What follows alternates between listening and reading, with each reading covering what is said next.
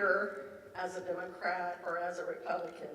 I'm here as a mom. On Tuesday, Republicans in the U.S. House of Representatives narrowly passed a budget calling for $880 billion in cuts, which would impact Medicaid.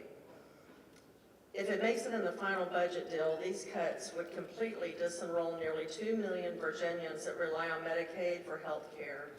Even a 1% reduction in funding from the federal government for Medicaid expansion would lead to our most vulnerable people, like my son, losing access to health care. My son was 16 when he was diagnosed with multiple sclerosis, primary progressive MS, and he has lesions on his brain and on his brain stem, and he relies on a medication that literally to live, because he has lesions on his brainstem and spine. The brainstem controls your heartbeat and your breathing, things that we don't think about. And the medication stops him from getting another lesion on his brain. So literally without this medication, it is sentencing him to a very terrible fate. And he would get another lesion on his brain.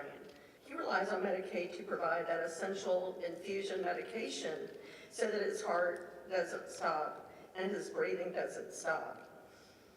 I'm not here as a Democrat or as a Republican. I'm here as a mom, and I'm here because he is my entire life. I'm begging Rep Kiggans and other lawmakers to consider him and the thousands of other people here in Virginia who are at her mercy.